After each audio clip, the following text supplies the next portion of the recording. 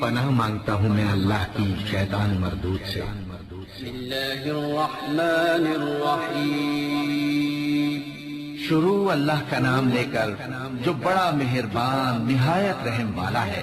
بسم اللہ الرحمن ورحمۃ اللہ وبرکاتہ۔ اسلامک وظائف یوٹیوب چینل میں آپ کو خوش آمدید کہتے ہیں۔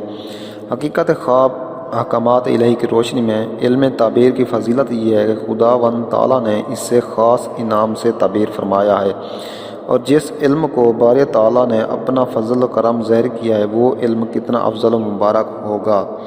ارشاد الہی کی یہ ایک مثال ہے کہ سورہ یوسف میں ارشاد فرمایا ہے کہ اسی طرح ہم نے یوسف علیہ السلام کو اس ملک مصر میں سلطنت عطا فرمائی اور اس کو علم تعبیر سکھایا۔ جناب رسول صلی اللہ علیہ وآلہ وسلم نے واقعہ معراج کے بعد ایک خواب دیکھا، اور اس خواب کا اللہ تعالیٰ نے قرآن مجید میں اس طرح ذکر کیا کہ اللہ تعالیٰ نے اپنے رسول حضرت محمد صلی اللہ علیہ وآلہ وسلم کے خواب کو سچ آیا۔ اس ارشاد باری تعالیٰ سے یہ ظاہر ہوتا ہے کہ خواب ایک نعمت ہے جس کے ذریعے اللہ تعالیٰ کے احکامات بندوں پر ظاہر ہوتے ہیں۔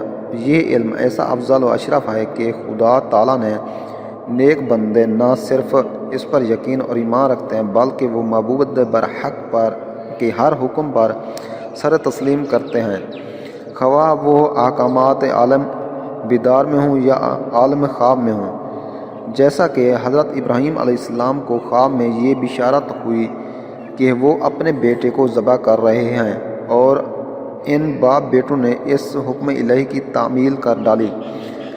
اس کے متعلق قرآن مجید میں اللہ تعالیٰ نے اس طرح ذکر کیا ہے: اے ابراہیم علیہ السلام، بے شک تو نے اپنے خواب کو کر دکھایا ہے، اور ہم اپنے نیک بندوں کو اسی طرح اجر دیا کرتے ہیں۔ ان احکامات الہی اور قرآن پاک کی ان مثالوں سے خواب کی فضیلت اور صداقت کا زبردست ثبوت ملتا ہے، جن سے ظاہر ہوتا ہے کہ خواب صرف وہم و خیال پر ہی مبنی نہیں ہوتے بلکہ اسرار و احکامات الہی کا ذریعہ بھی ہیں۔